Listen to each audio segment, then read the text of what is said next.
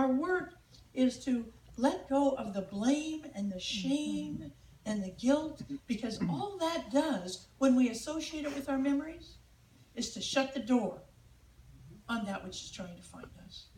We just slam the door. Want to make? Boop. No, I'd rather think about all the bad relationships I've ever had in my life. Want money? No.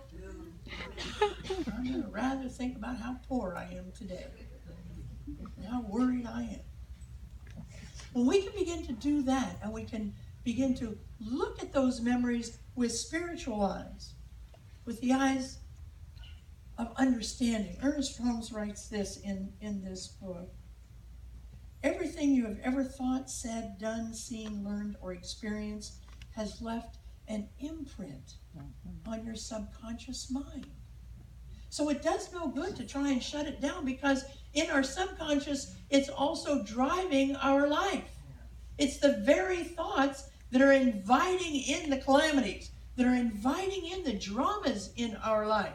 Does no good for us to shut the door on them, to stuff them down. But it gets worse. Because it's not just your individual mind. This subconscious also contains memory images of your family life, your ancestral background, and the sum total of what the whole world has thought or believed. Ernest says that all of the thoughts that were ever thought in the whole world from the beginning of time have an imprint in your subconscious. But there's a solution. There's a solution. And that is to bring them up and look at them with spiritual lives. Sometimes spiritual eyes. Sometimes you've had a reaction to something and you actually know where that reaction came from, because you're aware of your prejudices. You're aware of whatever, your thoughts. And you think, oh yeah, I had that experience. I had that reaction because I know I thought this, or I know I think this. And if there's anybody in the room who doesn't think that they have prejudices, get over it. Because we all have them. Whether we have them subconsciously around race or ethnicity, or we have them around something else, like maybe you have a feeling about bikers, or maybe about Republicans, or whatever it is. We all have them. And sometimes we know we have them, and so we're aware of it. But other times, we have a reaction to something and we have no idea where that came from. Did ever that happen to you? Where you said, oh, where was that come from? It came from your subconscious. That's where it came from. Whether we know that came from there or not. Take money, for instance.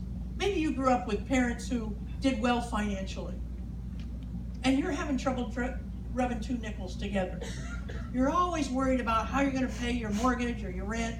That wasn't your parents' experience, but it seems to be yours, and you can't figure out what is going on, because they did not have poverty thinking. They did not pass poverty thinking on to you, but the world did. I don't care how old you are. You know something about the Great Depression. There is something imprinted in each of us who know about that experience. And the older we are, the fresher the memory. Not so well hidden. And as a result of that, we worry. And worry is the biggest block to the flow of everything in your life. Let me say that again. Worry is the biggest block to all of the flow you have in your life. See, if you have your hands busy stuck in your pocket, God can't throw any money in there.